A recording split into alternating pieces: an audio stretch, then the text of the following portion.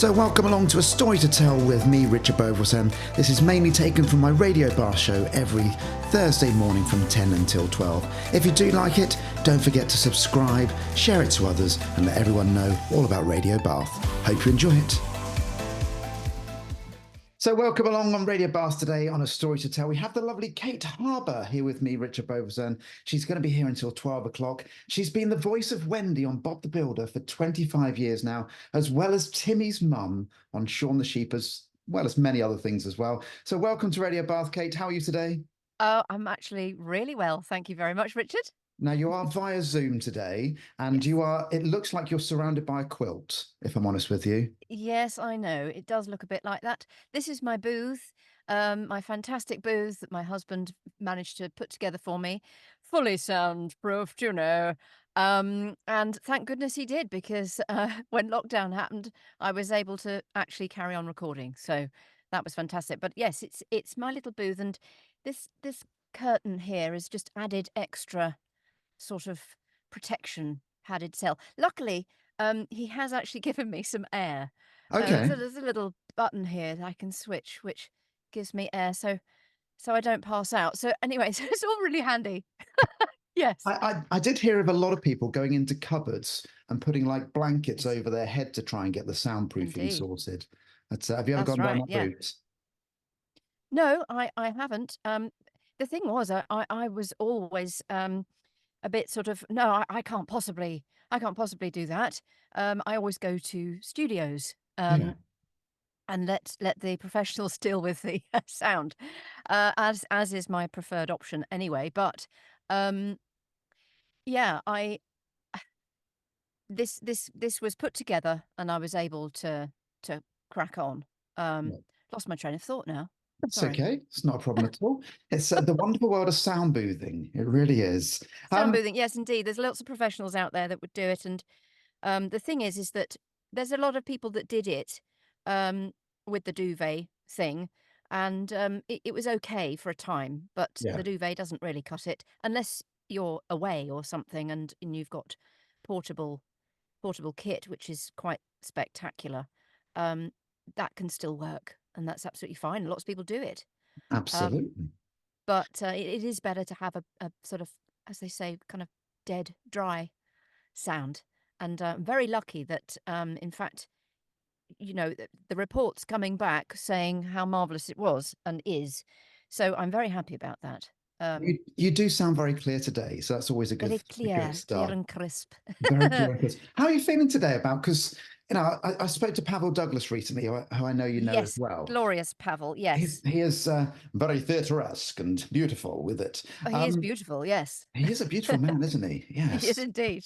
Um, and he was saying about the fact that it was quite strange for him being on as himself rather than Yes. being an actor. How do you feel today about being Kate Yeah, today? well, I don't know. I think since turning 50, I've decided to just own it and go, "Oh, get over yourself." I mean, the thing, getting on camera, it is awkward. You do get self-conscious, but you've just got to try and remember to just keep going. And yeah, it is awkward. I'm much better when I'm in a character. Yeah. I'm totally happy there. Um, Nobody really likes the sound of their own voice. Well, do they? Do you like the sound of your voice? No, You've got a very nice I've been, voice. I've, thank you very much. I've been a dance teacher for 25 years Yes. and I've been doing the radio for quite some time. And during lockdown, we recorded, I think it's about 250 videos. So I Right. edited myself, for hundreds and hundreds of hours. So I Yes. kind of got used to You got listening to used to it. myself. Yeah, yeah. It's Yeah. okay. It's okay. But yes, I am much happier behind a character. So And in a way, you kind of almost put on I'm being me now, but I am I am a bit self-conscious, which is ridiculous. But I don't know. It's all part of the magic, isn't it? Really. it is quite strange. Again, I know when I'm on stage, if anybody hears me doing this on stage, Mm. if I go into one of my voices, so if I start doing impressions myself, I have some Yeah. terrible impressions of Sean Connery, for instance, is one of Oh, come mine where I on. start going my Sean Connery voice.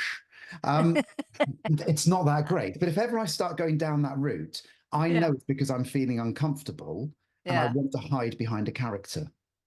Yeah, I don't know whether I do consciously do that, but I do find myself there was once when I was at a conference and, I was surrounded by these fabulous voice artists, and I don't know why, but I always speak in silly voices at home, and I found myself doing it there, and I got some really funny, odd comments as if to sort of say, "Oh, stop showing off," and, "Oh god, here come the voices." And Yeah. it's like, "Oh, no. Oh, don't crush me, please." It just is part of me. It's just who I am.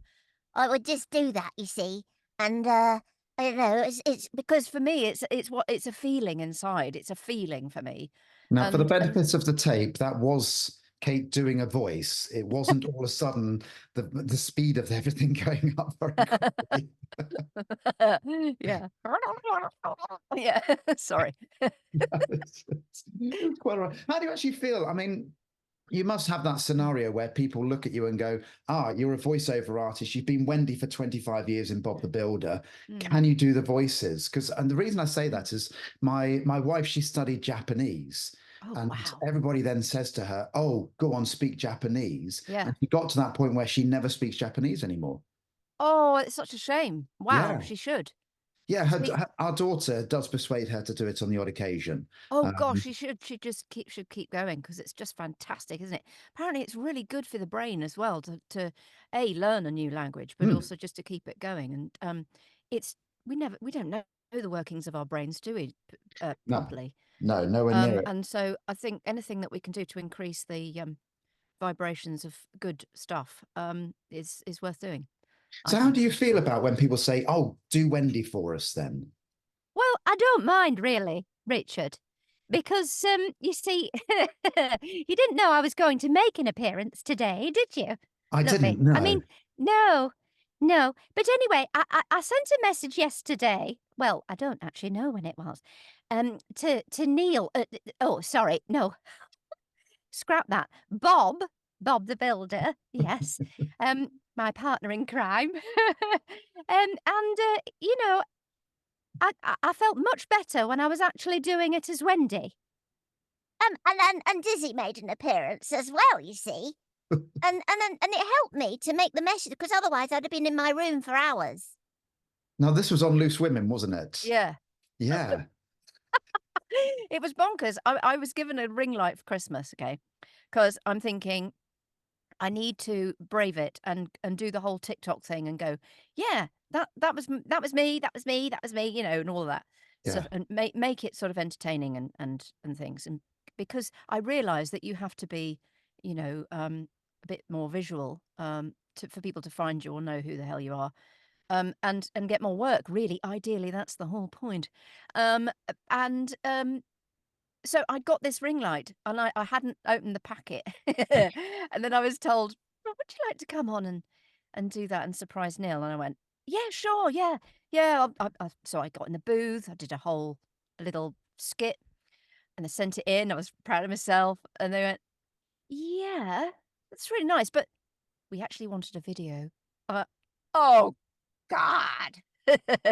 So I had to go upstairs and do it, and it took me forever because I'm just not used to it, and because it was me, it wasn't a character. I think if I was a character or a part, I'd be okay, Yeah. um, but for it just I'm just yeah, it wasn't comfortable, but then my husband kept coming up into the room and saying, "Look, for goodness sake, just why don't you just be Wendy and Dizzy and do it that way?" So I rethunk my my script and, came up with that, but it just and then it was fine. Then Yeah. it was fine, and I just got on with it, and I actually enjoyed it, and that's the key, isn't it? You've just got to blooming enjoy things, Very and much then so. you can release yourself from it. I turned 50 myself this year. Yeah. And yeah, it's definitely a milestone because at some point I feel like I should grow up. Yeah, you see, that's the thing. I think I've always been kind of quite young at heart, really. My husband says I'm 5, but, or 4, as, sometimes he does when he's feeling nice. But, yeah, I it just yes, I mean, for goodness sake, life's too serious as it is, so I think if you can if you can keep that humour and keep that air of wonder and stupid silliness, I think it helps you along, doesn't it, really? Very much so. I mean, I have the pleasure of running a business. I was chatting to somebody the other day about that. The reason we run a dance business is not to Yeah. make it shed loads of money, because we don't. I make enough Yeah. out of it, but it's not to make loads of money. Yeah. Literally, the reason why I do it is to make people happy. Yes. And I've been running so many events recently where you look around and you've just got thousands of people over the last month or so smiling. And Yes. and that's really fulfilling to know that you're putting stuff on that makes people smile. Absolutely. And you know what? That is classic, because a few years ago, the sort of I went for a coffee with some mums, because yes, I'm a mum, to my gorgeous Jack, and he, the mum circle, and they're a fantastic supportive group of ladies, and there was one social occasion where we're all having coffee and everything, and they started talking about the jobs they were doing, and there's a teacher, and then there's a nurse, and then there's all people doing really important jobs, working every single day, and the daily grind and all of that. I had a bit of a crisis moment. I cried. I left there. Because I felt like an idiot. I said to myself, what the hell am I? What the hell am I? What have I got to offer? What am I doing? And then somebody very kindly just said, "For God's sake, Kate, get over yourself." The thing is, what do people want to do? They want, when they've had a bloody hard day, they want to come back and have a laugh, don't they? Or they want their children to be entertained and have watch something together with the kids, and be entertained. So that's my function. And I suddenly went, oh, thank God. Yes, of course. I mean, it's obvious, isn't it? But you don't feel it. You don't absolutely realize that it is a valuable thing. Because I suppose we're not necessarily, the arts, as you know, overly valued, um, anyway, especially with all the cuts and all that. I'm not going to get political, but it's rubbish. And the arts needs supporting, because we support everyone else. We also bring in a lot of revenue, actually, but um, that gets that gets wafted aside. I mean, I don't know whether it goes back to when actors used to be the sort of in the very old days used to Yeah. be the lowest of the low. Is it that? Is it and what do you do for your day job type thing? It's a full-time blooming occupation. Yeah. Chasing the work, um, researching, making yourself the best you can be, training, because there's a lot of competition out there, but you just got to be good. Absolutely. I've had many people say to me, because we run our dance class in the evening, and Yeah. they say, right, so you just turn up for the 3 hours and then go home. What do you do the rest of the time? Like, oh yeah, that Yeah, one. that old Apart from chestnut. running the business and, as you say, Mm, training and just keeping yeah, yourself up to date with everything that's going on, that's it. takes quite a lot of work. Well, we're going to have Yes. a little break for music. When we come back, we're going to be Fabulous. chatting further with Kate on Radio Bath. Bath and West Wiltshire's Radio Bath. So we're back. It's me, Richard Beauvoisin, here until midday today with the lovely Kate Harbour. And we're going to talk now about how you got started being a voiceover artist. So tell us, Kate, your journey. Well, my journey was, I was born in Northamptonshire. Well, they spoke like that. You're all right, mate. I'm just going down the pub for a pint. I'm glad you understood that. You're okay, okay. How's it going? That's more of the old Northampton. But Yeah. anyway, that there. Then I went to the arts educational school. My dad was an actor, so it took him a lot to get us there. And it was a part vocation, part education school. So we did Okay. half the day dancing, and drama and singing and all sorts, and the rest the education. So then I went to the Central School of Ballet, and I studied 3 years very seriously ballet, Wow. and also contemporary and jazz, and I loved all of it. I didn't quite have the right body shape. Let's put it this way: Celtic hips and goat's feet. Did you say goat's I feet? said it's just It's just an expression. Because, well, you know, the thing is, well, you must know about point shoes, right? Yeah, So you absolutely knacker your feet when you you're do. wearing. My wife did ballet until she was in her early 20s. Oh, well, And then she'll know. yeah, and I see her feet on a daily basis. I'm sorry. And yeah, and her toes are yeah, It's the one interesting. thing I'm sorry, I really can't stand about my body. But I'm very happy that I have feet and I have toes, and I'm very grateful for that. You do. But I Good. don't particularly like the look of them. They're a complete yes. Anyway, why am I talking about my feet? We're on ballet, point shoes. Point shoes. Yes, anyway, so squidging your feet into point shoes, that's very, very hard. So I did as best as I could, and I did get as far as I could. I mean, my legs were up past my ear rolls.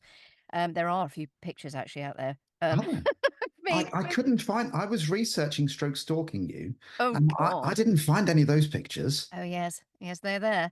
But anyway, the nice thing is that well, my first job actually was back end of Maggie the Cow. You know, start from the bottom and work your way up, really, as they Literally. say. Yes. And then after that, various other jobs and things, and pantos and stuff, as a lot of people do start off.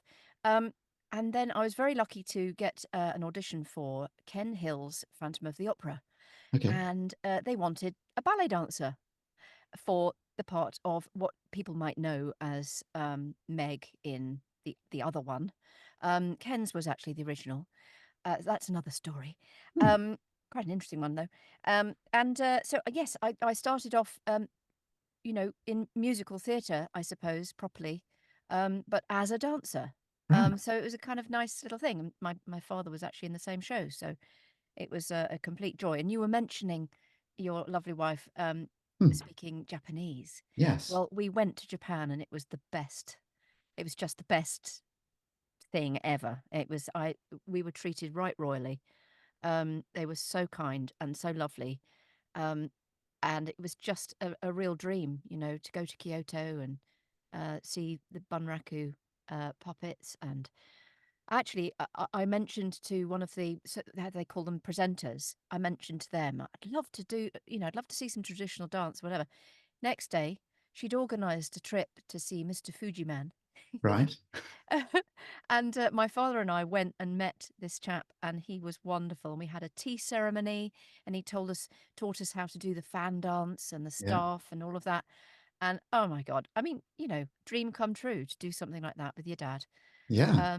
A memory I treasure greatly. Anyway, so that's how I started, and all the while though, since I was very small, I always mucked about with my voice. I adored the Muppets, and I kept doing impressions of people. You know, Frank Spencer all those years ago, and Janet Brown, and all of Were those. you that kid in the class that always did impressions? I don't know if I was. I can't really remember that exactly, but I probably was. I probably annoyed people. I do remember taking um, a hand puppet that my dad brought back once from LA because he was trying to get work out there, and he brought it back, and I did halfway up the stairs in the classroom to my class. I mean, Yeah. that's quite interesting, isn't it? Actually, that's quite brazen. Seven. I was 7, Wow. and I sang that song as Kermit with the puppet. Yeah. So I must have really, I just really connected to them, to the characters. Yeah. And from then, continually, just, I was making my parents laugh as well, you know, what you need to do really when things get a bit serious.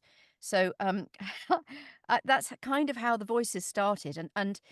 And so then I, at one stage, just got an audition for something and made a tape. And it was just a book. I just read a book, I think it was called The Ants. And I read a whole load of dialogue from all these different characters, and then sent it to somebody. Uh, Anthony van der Elst, I think was his name, um, uh, an agent, Yeah. and he got me a job. And the first audition that I got, I went along, and I was able to do more than just the one voice, which was handy, Yeah. and always has been since then, and just gradually started getting the work, Okay. because people knew that I was capable of doing perhaps, you know, more than one voice, but also had bit of character in there. And And I this would have think been in the 90s, I'm guessing. yeah, I mean, I started I graduated in 1990, and I pretty much started working. Yeah. I had my I had my moments of working in various other places and loads of out of work moments, Hmm. as we continue to do.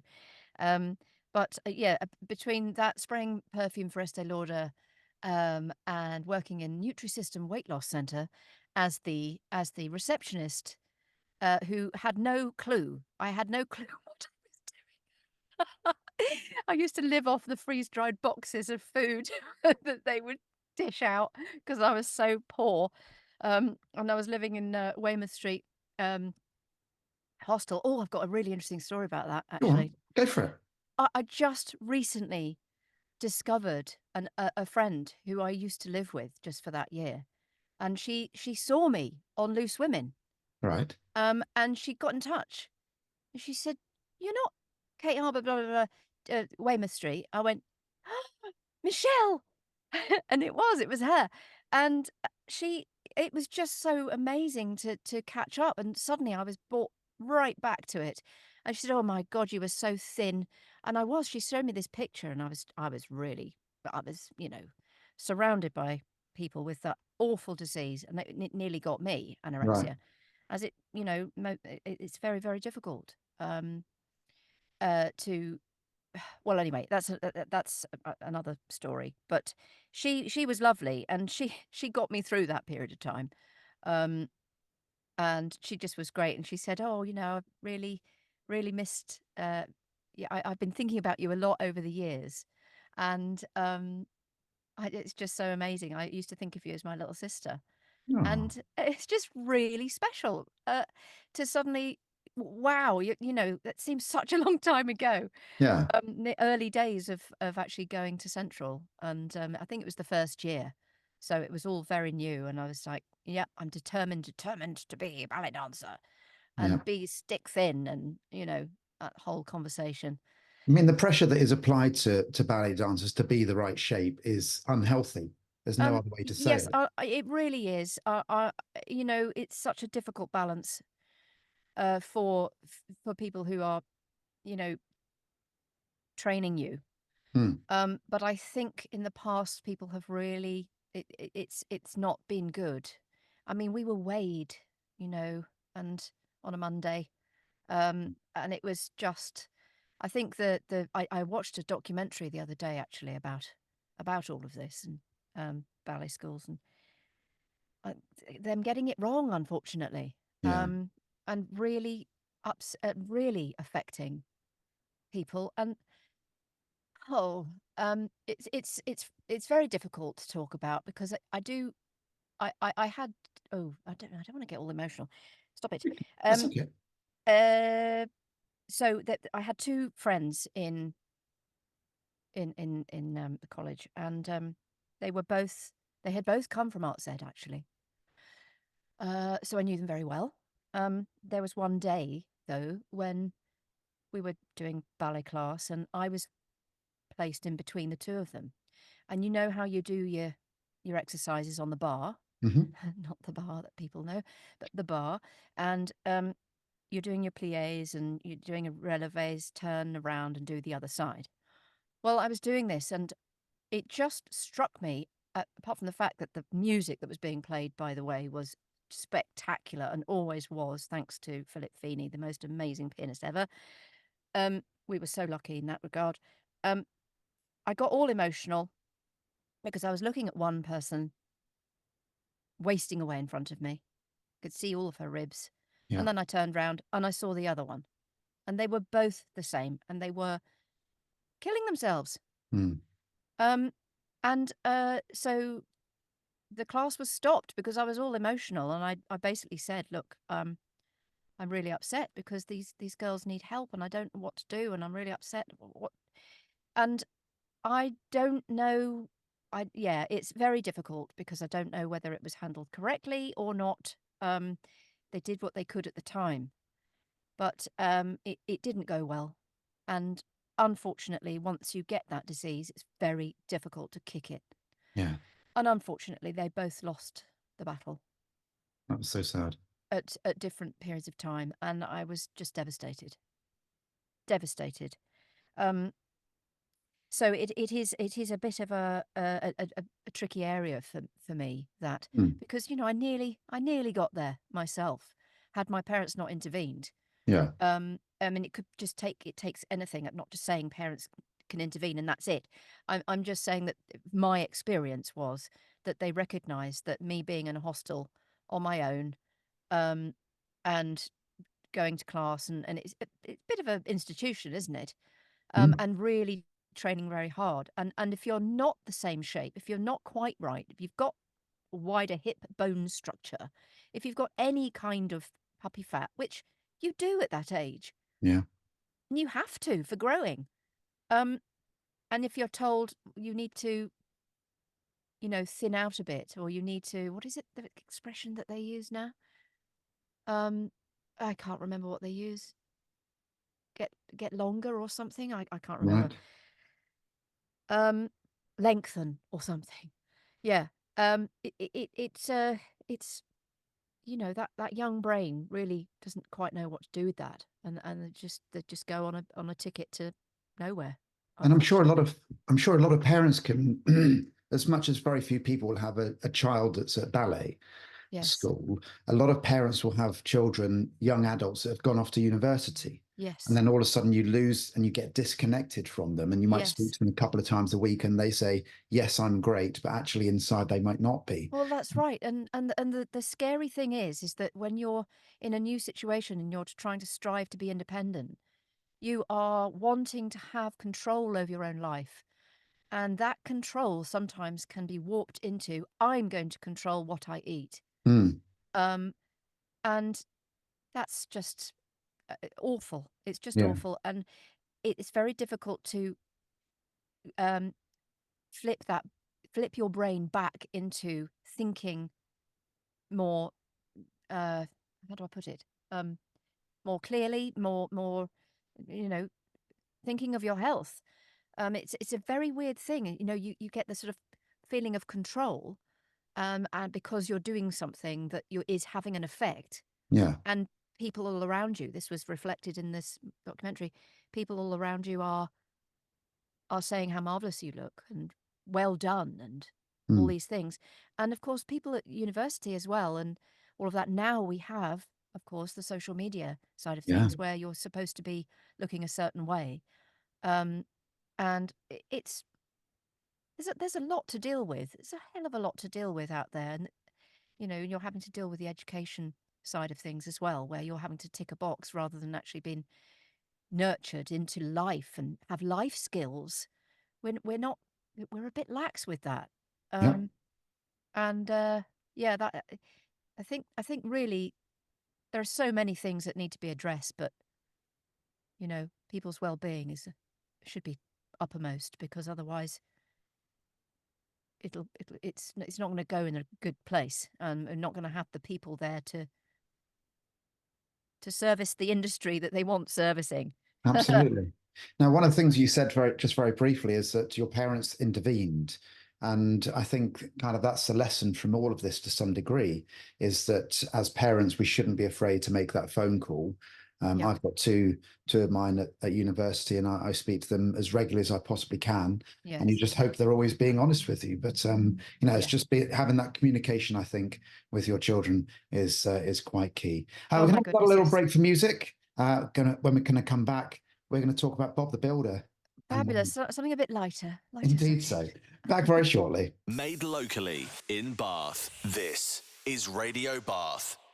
So we're back. It's Richard Beauvoisin here until midday today with Kate Harbour, who is a voiceover artist. And we're going to talk now about Kate being on Bob the Builder as Wendy. So first of all, tell us, Kate, how did you get the gig? Well, I had already worked with the fantastic Jackie Cockle, who was producing and directing it, and I think I'd done Okie Doke, which is a gorgeous little program for Cosgrove Hall, I think it was at the time, and so she knew of me, obviously, at that point. Emma Chambers, the late Emma Chambers, actually wasn't able to continue to do the job because she was originally going to be Wendy, Okay. but she got Notting Hill, and so she couldn't do it. So because Jackie had worked with me before, she got me in, and I did a lengthy audition where they said what they were sort of looking for, and reflecting what they'd found that they liked, and perhaps could I do a sort of basic northern voice, sort of Lancashire, sort of, but it's a bit sort of generic, really.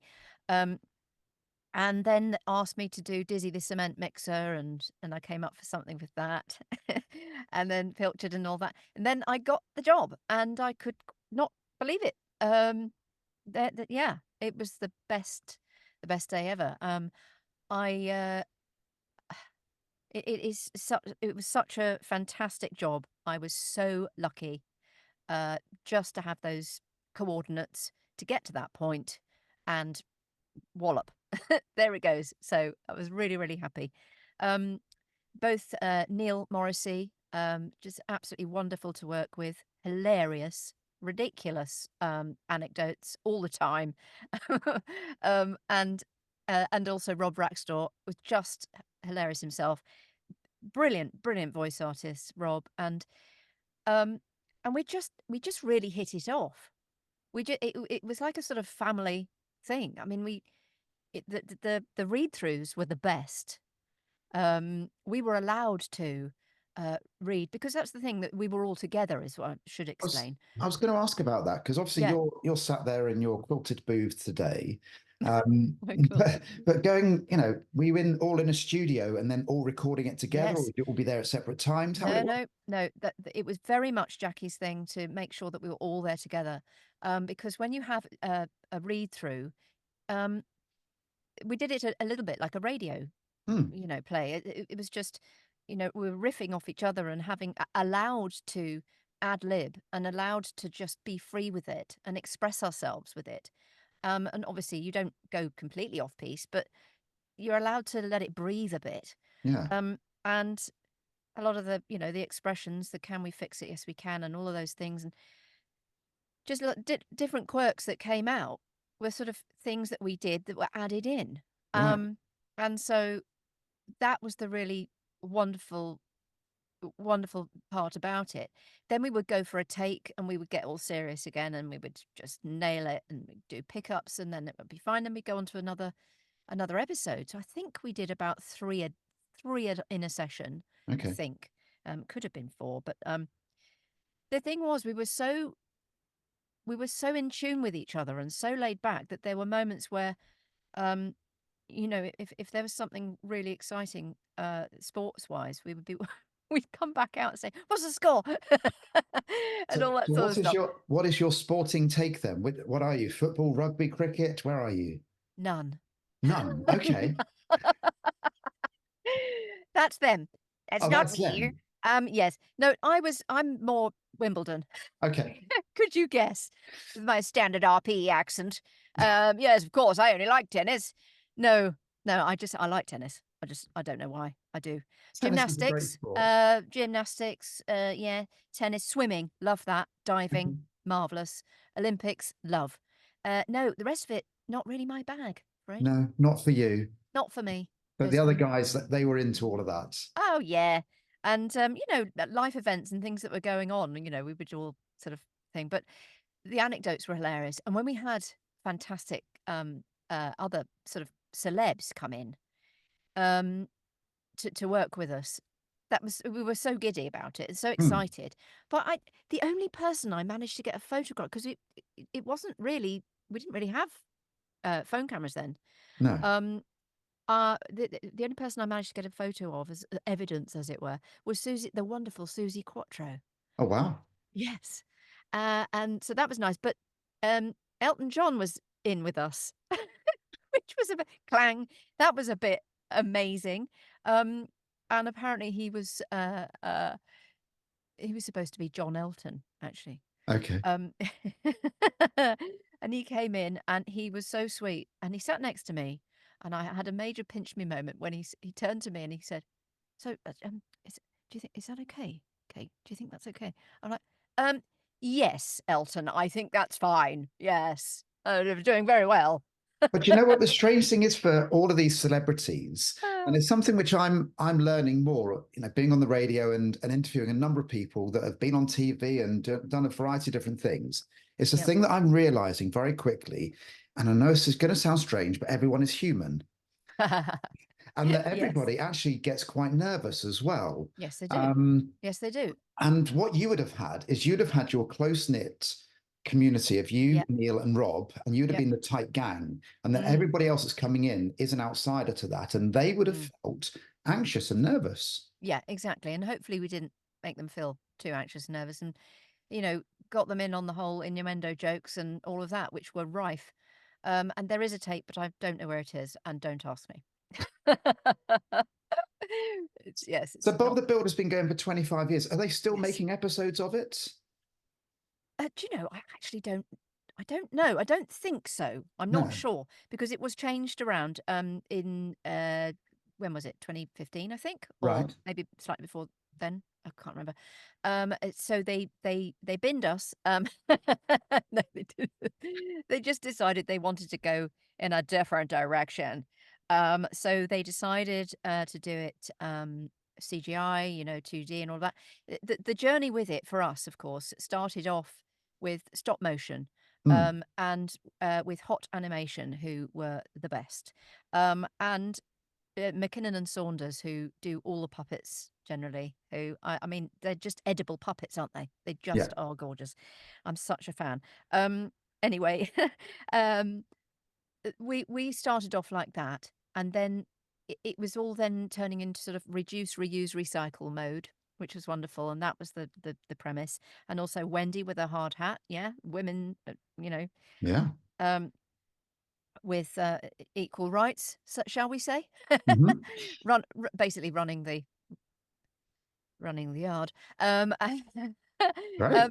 So that was all cool, and then it gradually then I think they went into a bit more CGI, and they were sort of doing a few things outsourcing, and it started to change a little bit. And we could all feel it. And there were times when we were then eventually just recording on our own, Right. coming in to do our bit, and it did feel very different. It was just a different way of working. It was probably something to do with, I don't know, budget or just a different direction they wanted to go in. Yeah.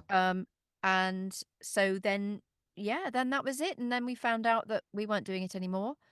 And then they were going in a different direction. And fine, that's I was obviously at the time I was really bloody devastated. Yeah, of course. I don't want to say goodbye to those No. friends, but actually, of course, you know, you never really say goodbye because thankfully we were the original and we will ever be thus. And the Um, best, of course. well, obviously, we like to call it the golden years of Bob. So yeah, the golden. So in those 25 years you've been doing it, so I know you'd mentioned about it's gone to CGI and all of that type of thing, but Mm. how has the voiceover world changed in that time? Well, it's changed on many levels. Basically, I don't get paid half as much as I used to. But that's just on a basic level. Right. Used to get paid per episode. That doesn't happen anymore. Um, you then it went into buyouts and all of that, which means that you are paid for them to have the license to use your voice throughout continually and on other projects and other things. Okay. Um, that's sort of how it goes. And that's everywhere. That's not Bob. That's not anyone. It's just that's the general rule Yeah. now. Is that the fee structure has changed. So basically, there's not a lot of money involved. And what else? Yeah, I don't really know what else to say I'm other guessing than you're doing more stuff remotely as well, because you don't necessarily yes. have to travel. No, exactly. Well, that is happening. I mean, when I got Octonauts, which was an absolute dream for me, I had to do a voice match for the Vegemals. Mm. And I got that part or those parts, and suddenly lockdown happened. Hmm. But I was able to do it. I was able to continue because I got the studio, thank God. Um, and also Messi Goes to Okie Doe. I've recorded here, and I wouldn't have been able to do that. Yeah. But so on that score, that's changed for me because I didn't really necessarily consider myself as a voice artist, a voiceover. I was more primarily an actor, Right. who who generally was recording in studios and then suddenly had to do the thing. I'm very happy that I can work from home, and I do on occasion, do the medicals and corporates and a few. I think I did a couple of sort of Suzuki idents I did in between Gogglebox, which was a lot of fun. I really enjoyed that and various things, but I I don't currently pursue those roles because well, I've got to up my game because I do have to because as I say, the money isn't the same. The Yeah. money isn't there. So as I've said before, I've diversed into doing a bit of coaching in order to, keep the pennies coming in. And jobbing, as I would say, jobbing VOs work bloody hard. Mm. Every day, and they're constantly auditioning every single day. It's a full-time job just to keep that business afloat, keep it going. Yeah. And as you know yourself, running any business is actually really tough. Yeah. And it takes all your energy and and if you're not necessarily an organized, strategic person, I've noticed that I'm a bit sort of scattergun approach, and I'm learning gradually after learning how to use logic and learning how to do all these tutorials and my God, I've tutorialed up to my eyeballs, but it's what you need to do Yeah. to keep trying to get those jobs and keep networking. And it's very much more now, I think, that a community, really. They've got fantastic things like the Voiceover Network and Gravy for the Brain and various other places where you can join up and be a member, and then you get lots of webinars and fantastic workshops and things like that. And it's lovely because it is creating more of a community and support network. Yeah. So I take my hat off to those guys who run those businesses, um, because it's fantastic and it's far-reaching as well because they can get to America and they can, it's very much helping our friends across the pond to join up and vice versa. Well, I suppose that's the thing about being remote, though, is that you can record for anywhere, Yes. and anywhere in the world becomes your marketplace all of a sudden, which Oh, that's right. Yeah. I mean, I did a game where I was calling into LA, and then they had someone from Australia calling in, and it's all on the one call yeah. on Source Connect or, via Zoom and Source Connect or Clean Feed or whatever. Mhm. And it's just fantastic. It's wonderful. Where you get that, and you can also do dubbing. I've had Session Link Pro things come through here and doing some dubbing and dubbing auditions and all of that. Where yeah, I was having to learn how to use the kit, Mm. but I'm kind of okay with it now. But I would so much prefer to go to a studio and be with an actual sound engineer who knows what they're doing, and it's their business. I think that has affected a lot of people actually in that industry where they can work from home and they can dial in to people, but to actually go to a studio to be there and have a the support and the brilliance of a really good sound engineer, Yeah. it just takes it to another level, and it really is worth it I if think you're on one of the a bigger things project. I think one of the things we did find in lockdown is that we definitely need social interaction. And I always go back Yes. to a story of Tom Jones on The Voice, and he was talking about when he met Elvis on a number of occasions. And my favorite question that I've ever heard in my entire life is somebody asked him, "What did he smell like?" And that's my favorite question Oh, ever, wow. because you Isn't that can't get interesting? that No. anywhere else. So No, you yeah, can't. I'll ask the same question of you. What did Elton John smell like? probably a very expensive cologne or something, a sort of Hermes or something like that. I don't know. I can't remember that. But it's one of my favorite questions. But that's what we need from What do you interaction, isn't smell it? like? Yes, I do. What did he smell What do you like? smell like? We're going to have another little break for music. When we come back, we're going to be starting to talk about your acting for animation workshops and what you're currently doing. So Okey-doke. right back with Kate after this. Made locally in Bath. This is Radio Bath. So we're back now talking to Kate Harbour, voiceover artist. We're going to talk about the workshops that you run now. So this is acting for animation. Tell us Yes. about them, Kate. Well, how funny you should ask me. What's the chances? How amazing. No, I'm grateful to be able to tell more people about it. Because, you know, you never know. Oh, I must be boring people with all of my adverts and things because, you know, algorithms and all of that. Hmm, You think people see them and they don't necessarily. no. Anyway, um, what is it all about, Alfie? Um, this all started when I had done a course with Captivate Action, and it was a mocap course with the wonderful Lyndall Grant, and I got to know her, and she then was recommending me to the Birmingham School of Acting to perhaps go in and talk about the facial capture and all of that. And I said, "Well, look, I've only done I can't do that. I've not done facial cap. I mean, you know, we did a little bit, but I can certainly talk about this, this, and this." And she said, "Right, okay, I'll put you in touch." So I was then asked if I would put together a little course for animation. And at the time, I was thinking, "Oh God, no." You know, the ridiculous imposter syndrome going, Mhm. why should I be allowed to do that? And, you know, there are so many other people out there, so many other experts and all of that. And it just took somebody to say to me, for goodness sake, Kate, you've been doing it long enough. You must have something to offer. How do you do what you do? So when you question that, you go, oh, okay, let's drill down into how exactly I find voices. What is that? Yeah.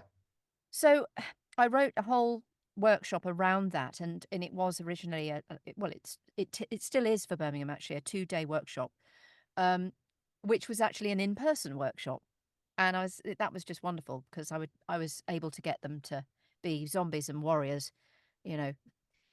That might sound odd, but it was to do with the fact that for me it comes from a physical place. I guess that's my dance training. I don't know, but Mhm. putting on you know, when you see a character, you see something. For me, it makes me feel something, like as if I was like to try and step into its shoes. How would I physically be? And it's the same with the voice box. It's the same feeling in my mouth. It's the same feeling. It's just how to sort of engineer it. So that I was trying to explain that in these various different exercises, which I've honed down to a few corkers, um, and stuff that people really enjoy doing. And it really unlocks. It starts to unlock a lot of vocal tones and resonances that perhaps they wouldn't ever have known that they got, or Yep. a different way. It's all about just thinking it. It's a different way of thinking rather than I'm going to put on a voice or I'm Yeah. going to do this or that or impersonate. It comes from within. It's like a feeling. So in order to explain all of that, you know, I've put all that into a course. I then realized that you know, jobs were a bit thin on the ground after lockdown, and how could I bring the pennies in really? Yeah. Yeah. But more than that, what can I offer? What can I offer back? Because yeah, I suddenly realized, oh bloody hell, I've been doing it for 30 years. This is ridiculous. But anyway, I've been doing it a long time. Um, and so, oh, you know, it would just be really nice to impart just my experience and offer it up because if it resonates with somebody else and if it hits the right mark with others, then there's more people spreading the joy and the laughter around, isn't there? Yeah. And Absolutely. you know, and doing good work. Um, so That's why I did it and I do it. And you know what? It is more, I don't know whether it's more rewarding for them or me because I absolutely love hearing new talent um, and sort of guiding it. I'm really enjoying that bit actually. The mentor Because, side of it. well, yeah, I mean, we have in the morning. So the structure is basically in the morning we do loads of fun exercises, fun different ways of finding different tones and resonances and stuff. And then in the afternoon, they're given two separate scripts in two groups, and they have time in a professional studio with a professional engineer who also gives him his input and direction and guidance and tips. Um, all the while they're working from a broadcast script that's been out there, a current relevant one. Um, in fact, they get to do two different types, and I start to kind of guide them and yes, direct them, and Yeah. I'm really enjoying the directing bit because it's a funny area that because a voice actor or actor um, when you're given a line read, which is someone telling you exactly how to do it, I would like you to talk like this. Oh, sorry, you want me to do? I would like you to talk like, yeah, that's fine, thanks. So that's them, it's not you. Yeah. And so it's really, oh, it's so stifling for an actor to have somebody tell you exactly how they want it in the rhythm and the prosody and Hmm. the melody that they want. And so the art really is to try and bring out what they've got and to think it in a different way. That's all it is. Could you think of it this way? Could you Yeah. make it a bit more up tempo? Could you And I do this? suppose the side of that is that, a bit like in dancing, there is no right or wrong way of doing it. Now, I know in ballet you have very set things, in ballroom Yeah, there's very set things. yeah, The dancing that we do is all yes, freestyle dancing, effectively. So there's no right way of doing it. There are better ways of turning your feet out and yeah, rolling through your feet, all of that type of stuff. yeah, But I often use the phrase of, is Monet or Picasso a better artist? Well, they're just simply different.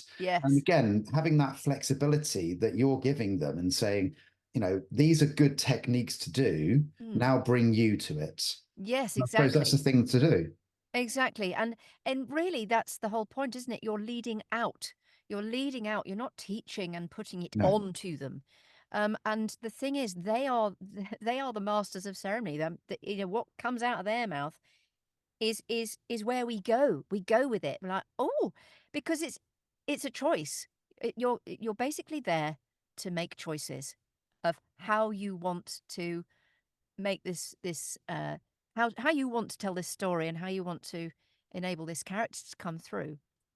now It's I have the pleasure. So I take my big children. So I've got three older children as well.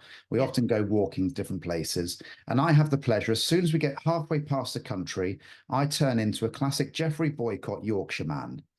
Okay, so that's my skill set. I'm not going to give it to you right now because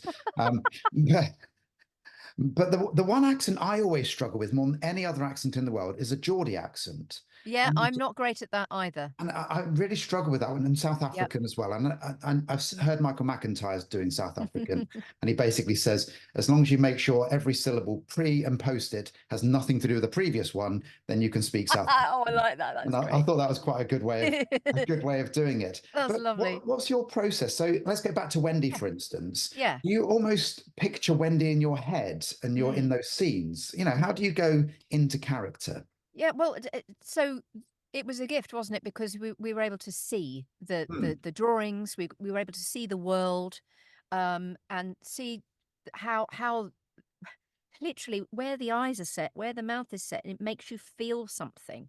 You're seeing that and you're evoking something that's just the connection between what you're seeing, what you're feeling, and what you're thinking and trying to drive the story forward. So it's all amalgamated into that. And then if people just say, a slight northern or whatever, you're trying things out, but you're trying it in all sorts of different levels, Hmm. whether it's a Quite a high register. or Hi, Bob. So it depends on. so there's a sort of different resonance, and there's also a different level, so low, medium, or high, and then Yeah. you can go all around the houses around those things. Yeah. But for me, it's melody and it's listening and it's mimicry. I think I probably was born with good ears in terms of my processing. Um, and so therefore I can hear it and then reflect it back in the exact sort of pitch, I suppose. I was And going to ask about that. I think that's what accents are Yeah. like. It's I don't know. I've just always enjoyed it. I've always enjoyed doing them. I've always Yeah. uh, had the ability to do that. Um, but at the same time, there is study involved, and there is because they're always changing, aren't they? Well, I was going to ask about the fact of, doing Wendy for however long you did it for. Yeah. Did her voice change at all? Is it Oh, I exactly I the think it same probably now? did. No, I think it probably did. I think there were, different ways. She probably might have started off quite quite gentle and submissive, but actually, towards the end, she was pretty much running the roost. Yeah. So your voice does change as you do that. If you've got more important things to say. Yeah. No, Bob. I mean, come on. Is different to Hello, Bob's Building Yard. Wendy speaking. How can I help? But I suppose in real life, we all have those different voices, don't we? If I'm yes. talking to my wife about something, I might be doing something. If I'm on the radio, I would always slow down how I'm talking Yes, because you need to process what's being said. that's right. Whereas in Yeah. real life, you often will speak a lot quicker than you realize. Yeah. Going back to the workshops, you've done them in Birmingham. Where else have you done them? Yes, well, this iteration is basically me. So I call them my acting for animation workshops. I've done them in London at the wonderful Sound Company, who have been so accommodating to me and brilliant. Um, it is a fairly high price point for people, but obviously I do have to cover my overheads. Yeah. And so that's I was a bit nervous about that because there are plenty of other talented people out there who can teach you. But it's not it's in person, which I think is a nice thing. It's a lovely journey. It's a great day. Yeah. So you get a fantastic engineer, Dom, there.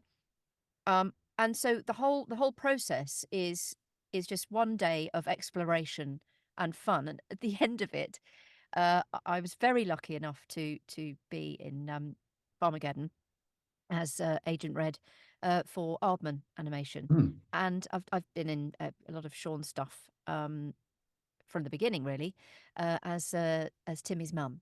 Yes. um, so they very kindly put something together for me for my workshops that I could enable people to have fun working to picture. And because it is a specific sort of skill, I've realized, because for me it comes naturally. I've always done it. Turn the sound down on the telly and just add your own. That's Yeah. another little tip to practice. But it's not as easy as you might think, especially perhaps when you've got a time code to work to. Hmm. So you watch the time code coming, your bit's coming, and then you do your bit. It's lip sync. With lines, it's fairly tricky, but with being able to sort of take the information in and deliver it back out at the right time, Yeah. and actually just be free to express yourself. If you are self-conscious in any way, shape, or form, you're a bit doomed. Doomed, I tell you. But We're all doomed. you're doomed. So it's just fun to see, and suddenly to see the switch when people get it and they're going, "Oh my God, oh, it's brilliant! Can I do it again? Yeah, Yeah. come on." And they're doing and all these different noises and different sounds and of these little characters, and it just could be a tiny little moment where, say, a skateboarder is looking at something, going, "Yeah," they just got to get it just right, and For so. the benefit of the tape, there's actions going on here as well, just to let you know.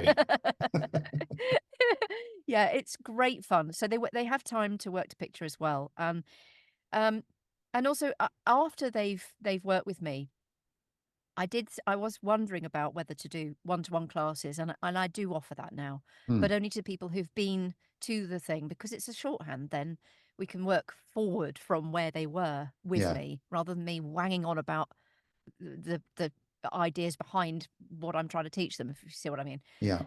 When they want to come and do maybe practice and prepare for, say, prepare for a reel. Not that Yeah. I do reels, I won't touch that. That's a whole different ball game. Whole different world. And you're based in Bath, aren't you? Yes, I am So, indeed. and are you looking for somewhere around here, Bath, Bristol, where is the Yeah, I was thinking that would be lovely. Actually, I did try to do that, but it didn't quite work out. Maybe it wasn't quite the right time. Hmm. But I basically need space in the morning, which is, enough room for people to walk around and be silly, and find characters, shall we say. And then in the afternoon, I need a proper studio Yeah. that can house 5 people. If it's 4, then maybe I would consider making it as an 8-person workshop rather than 10. But yeah, that's what I'm looking for, and a decent sound engineer that can work with me. That's what I'm looking for. Well, So if anybody knows of anywhere, then do email in at studio@radiobath.com and I'll pass your details on to Kate. Oh, We're bless you. running out of time, Kate. So we're going to go to your quick fire round very, very shortly. Have a quick Oh, break of music, and then we will find out what is Kate's favorite ice cream. She doesn't get access to these questions. So that's the first one. I'll let you know. What's oh your no. favorite ice cream? Back with Kate right after this. This is Radio Bath. Radio Bath. Okay, time for the last bit now with me, Richard Beauvoisin, here with the lovely Kate Harbour today, actor and voiceover artist, and all of that type of gumph. It's time for the quick fire round. So, Kate, I gave you the first question. So, what is your favourite ice cream? Salted caramel. Ah, are we talking Haagen-Dazs here? Yeah, I say salted caramel, but Cornish clotted cream. Sorry. Okay, so we've gone vanilla now. Yeah, I am vanilla, but I am vanilla. I'm really not. But I some might say I am. Sod them. Where's this going? But salted caramel. Thing is, salted anything I Salted adore. okay. So I was thinking that, but then no, the best is Cornish clotted cream. Yeah, no, Yeah. it's an amazing ice cream. People Yeah. often kind of go, I don't want to give the vanilla answer, but can I be honest with you? It's the most popular answer. Right, there you go. So yeah, Ding loads dong. of people are vanilla. Right, next question. Are you tidy or messy? I like to think I'm tidy, but it all goes in drawers and cupboards. What would your husband say? It all goes in drawers and cupboards. Is this the Monica from Friends moment? And that everything is tidy, and then she opens the closet and just everything falls on top of Well, you. you know what? He can't talk because he just leaves everything everywhere anyway. And then you put it in the cupboards. And then I put it in the cupboard and I can't find anything. Yes, I like to think and pretend that I'm tidy, but I'm not really. Fair enough. Love or hate roller coasters? Oh, well, I loved them when I was on them. When I Yeah. did it once or twice. That was hilarious. I couldn't walk when I came off.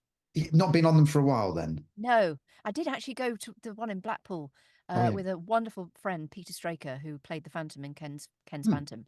And we were on that mouse one. Is it a mousetrap? The Something? mousetrap, yeah. Oh my God. And I'm sure the wheel, as it went, it turned and lifted off. And at one again, point. for the benefit of the tape, Kate was actually holding onto her booth then and rocking from side to side as if she was on the roller coaster. Yeah, it's pretty weird. It's pretty weird. That was scary. Yeah. But I think why not? Yeah, no, good old roller coasters. Right, serious question now. Do you hang your toilet roll over the top or behind the back? You are now Neither. thinking, either. Neither. Well, neither. Okay, go on. Do you No. have a stand then? No, it's just on the side. Just on the side. Fair Just on the enough. side. I had my grandmother staying here, you see. She was 104. Wow. Yes, Dodo. We love her. And she was here for her stretch because I share the looking after with my sister in Cornwall. And basically we had to buy not just in bulk, but double bulk. So, we were surrounded. There's no finicky toilet roll placing on toilet holder. No, it's No. just on the side. Just on the side, ready for access. Ready For yes. the 104-year-old to use as required. Yes, and the 2 menfolk in my household as well. Fair enough. Not saying any more. That's all we need to move on from that moment. Do you eat your chocolate from the fridge or from the cupboard? Generally from the cupboard, but it's quite nice from the fridge, isn't it? Yeah. Yeah. I like that when you get that melting point, it's rather nice. I do tend to finish the evening with a square. Just But you one see- square? Yes, but you see, my husband can't do that. No. He can't do that. He gets the whole bar. He's like his dad. Okay.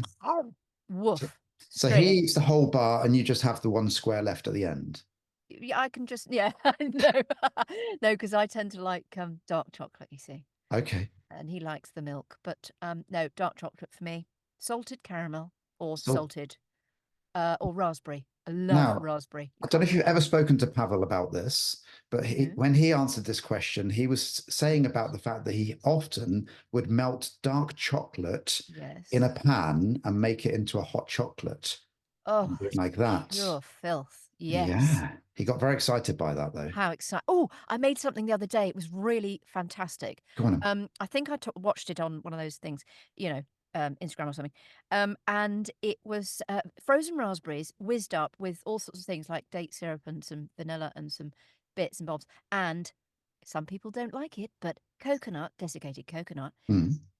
Whiz all of that together, freeze it, then melt the chocolate. Actually, it was born. I'm not supposed to say any kind of.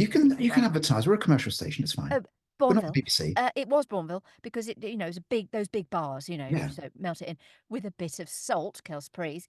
And once the things are frozen up, you dunk them in there. Round they go. Put them back in the freezer. Oh my God! It's like it's pure heaven. It's like a raspberry bounty bar. And for all other recipes, go to www.etc.com. Sorry about that. I got rather excited. I'm going to have one afterwards. Do you have some in your freezer now? I do. You do. I can generally tell you're the most excited you've been all morning. Is the fact that you're going to go and have one of these after we've finished. Tell me what it's like. I'd love to see a picture of you eating it. If you can send that to me. Oh yes. Well, that might be a great. bit filthy, but Who's that you're holding up? It's a little pilchard. Oh, it's pilchard. Of course it is. Yeah, it's pilchard. They're all in my booth, you see. And I've got Dizzy here as well. There's Dizzy. Yep. Yeah. Yeah. Again, for the benefit of the tape, these are all little characters from Bob the Builder. Yeah, I've got a whole load of little Muppets in toys. front of me as well. I really do need to tidy my booth. It's terrible. Terrible. That's okay. Right. Do you make your bed in the morning? Yes. Yes. Why? Very important. It's the first dopamine kick you can get. Yes. You're absolutely correct. And the follow-up question is always, do you have any pillows on your bed? Oh, sorry, any cushions on your bed, I should say. Yes, one. Oh, just one? Well, two.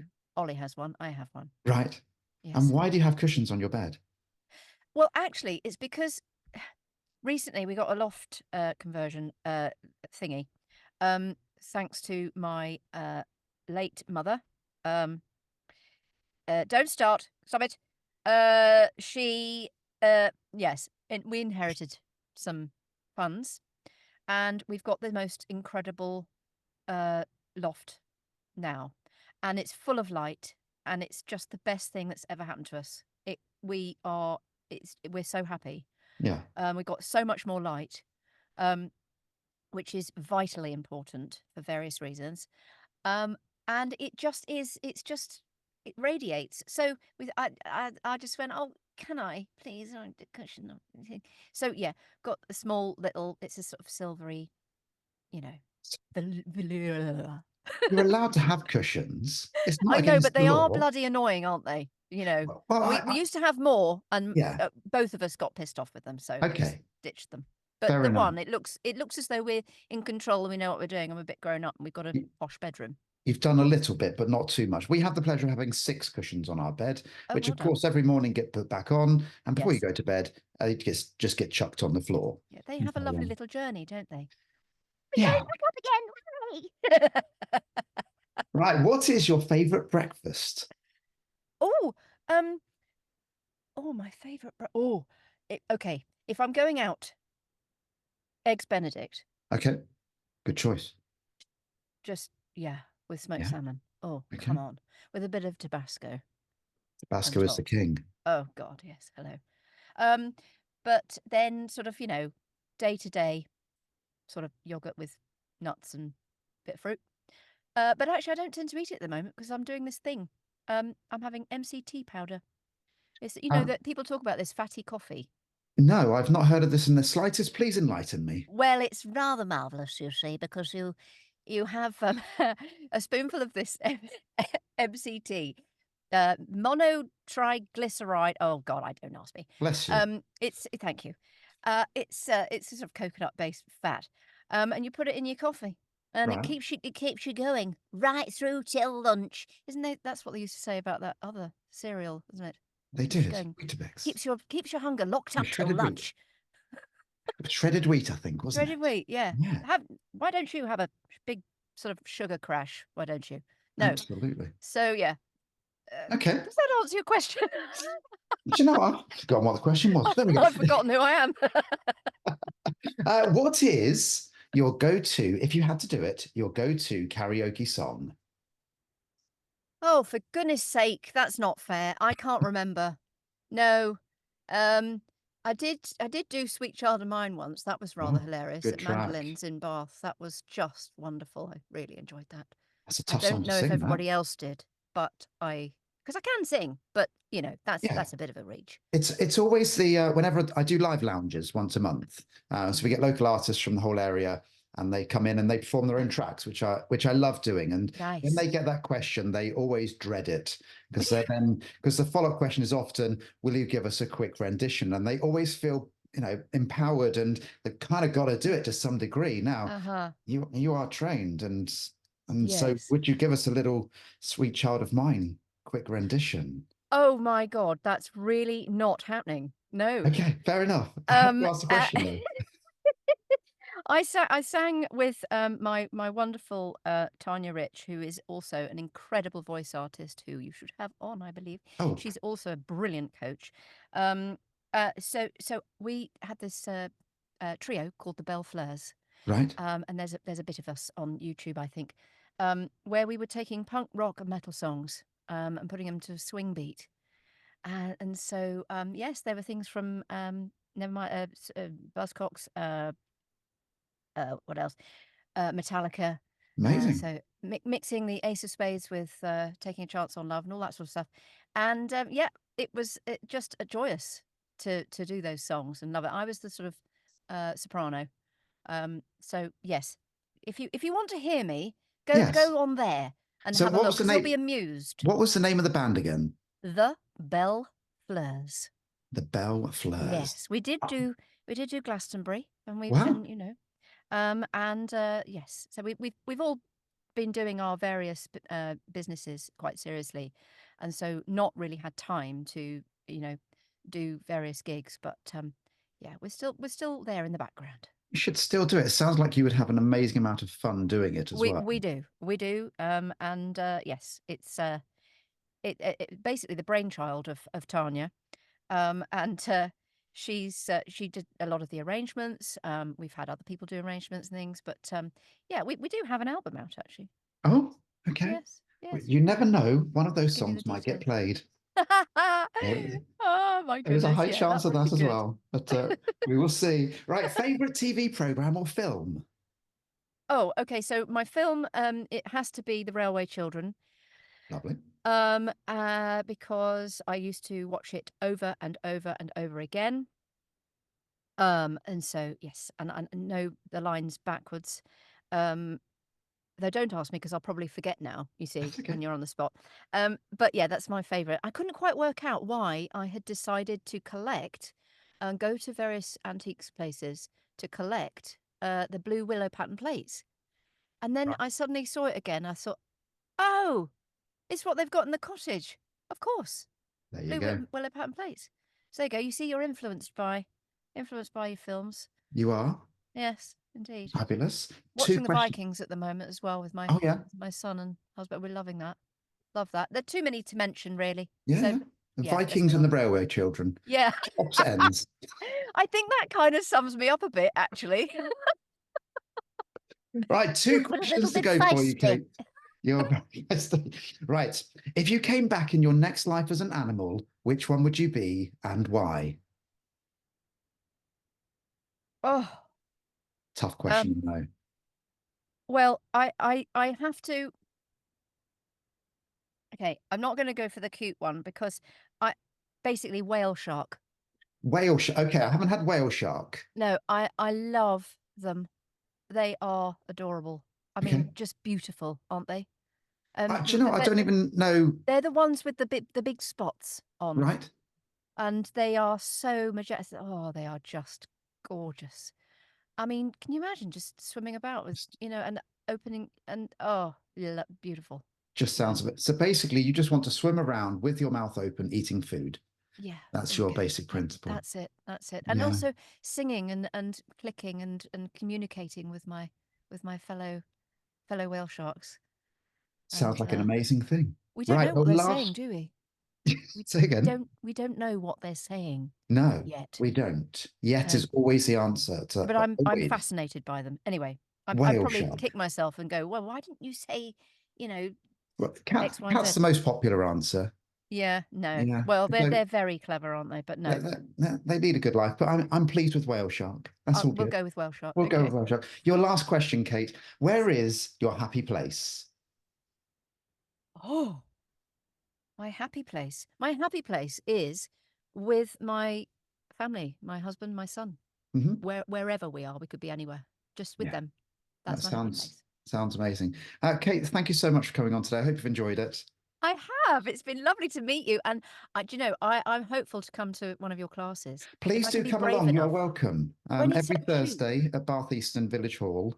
Bath East Thursday, Bath Eastern. Do I need shoes? What particular shoes do I need?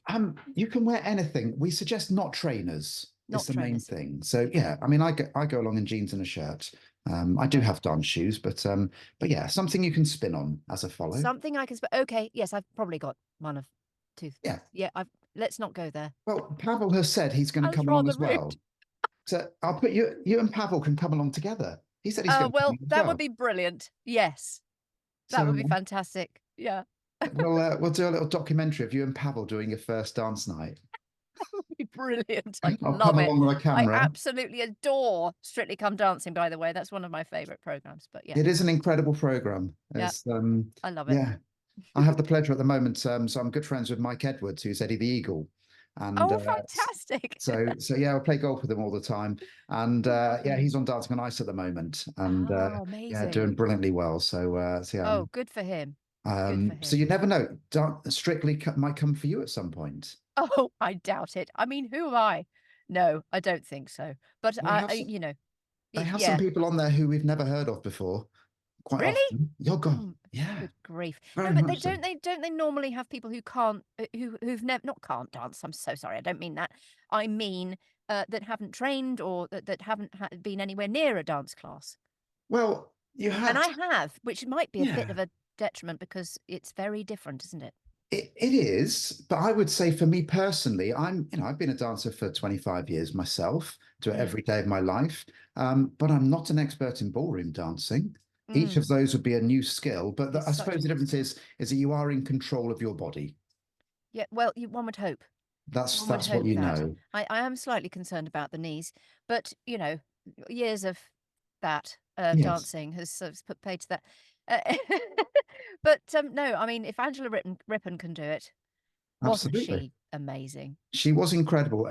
Just the very last thing for you. I had somebody last night at a dance class. Yeah. Angela Rippon was quite famous for the fact that she managed to get her leg and her Yep. foot right up on top of her partner's shoulder. And I Yes. had somebody last night, I literally took my hat off to them. They said, because we were talking about dancing and I was talking on stage and they were in the class and they were quite near the front. And they Yeah. said, I can get my foot on my partner's shoulder. So I said, okay, let's stop the class. Oh, Show me God. how you do that. Oh, God. You know what she did? What? She made her partner kneel down. And it's one of my favorite Brilliant. moments ever. Class. Kate, Nice. thank you so much for coming on. It's a pleasure. I'm definitely going to try and get you back on at some point. There's so much we haven't spoken about. Yeah. And yeah, we'll see you again very soon. See you soon, Richard. Thanks so much.